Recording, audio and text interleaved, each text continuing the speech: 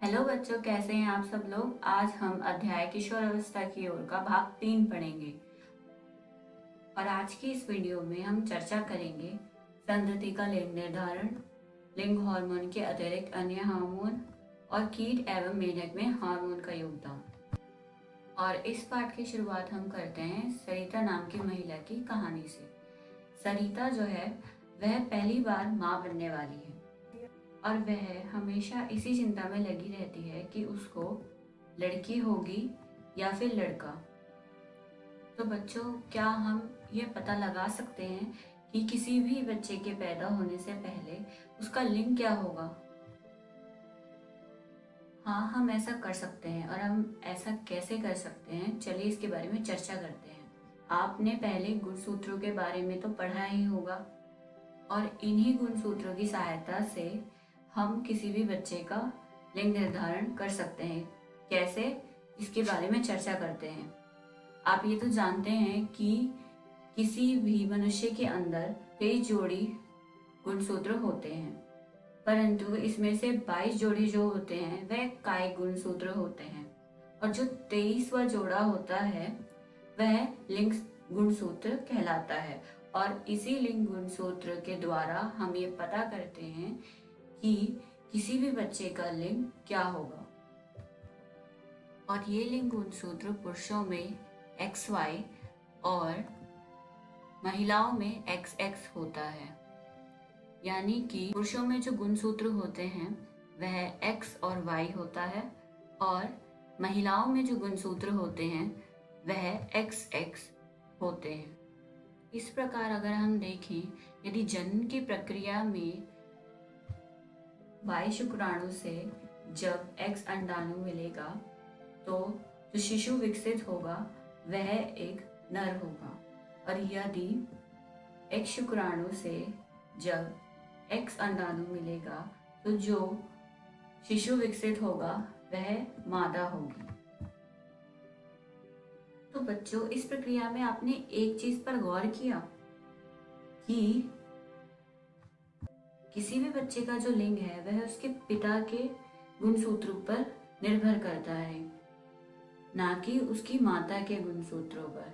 क्योंकि जो पिता के गुणसूत्र होते हैं, जो कि X और Y होता है, उसी से यही निर्धारित होता है कि जो शिशु है वह लड़का होगा या फिर लड़की है। तो बच्चों, हमने लिंग हार्मोन्स के बारे में तो जान लिया। अब हम चर्चा करते हैं कि लिंग हार्मोन के अतिरिक्त अन्य और कौन से हार्मोन होते हैं हमारे शरीर के अंदर। सबसे पहला है पीयूष ग्रंथि। ये जो आप छोटे से मटर के दाने की तरह एक हरे रंग का भाग देख रहे हैं जो कि हमारे मस्तिष्क में है, उसे पीयूष ग्रंथि कहा जाता है। इसके बाद है थायराइड ग्रंथि। थायराइड ग्रंथि हमारे गले में स्थित होती है। इसके बाद है एड्रिनल ग्रंथि। एड्रिनल ग्रंथि जो होती है वह हमारी किडनियों के पास स्थित होती है। इसके बाद है अग्नाशय। अग्नाशय जो है वह हमारे लीवर के पास स्थित होती है। और इसके बाद आता है वर्षण। वर्षण जो है वह केवल पुरुषों में होता है।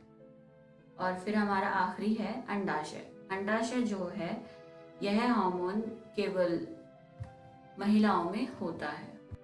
तो चलिए अब हम इन सभी हार्मोन्स के बारे में एक एक करके विस्तार से समझते हैं। सबसे पहले है हमारे पास पीयूष ग्रंथि। पीयूष ग्रंथि हमारे मस्तिष्क में पाई जाती है और यह, जैसे कि आप देख सकते हैं इस चित्र में, कितनी छोटी सी है, बिल्कुल एक मटर के दाने के बराबर।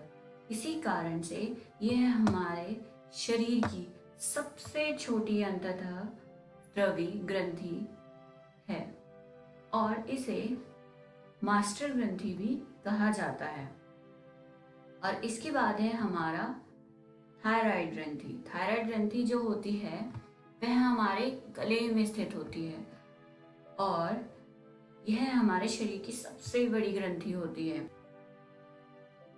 थायराइड ग्रंथि थायरॉक्सिन नामक हार्मोन स्रावित करती है और यदि यह थायरॉक्सिन हार्मोन हमारे शरीर में ज्यादा हो जाता है तो जो हमारा गले का हिस्सा है वह फूलकर गुब्बारे की तरह मोटा हो जाता है और इस बीमारी को घेंगा या फिर गोइटर भी कहा जाता है।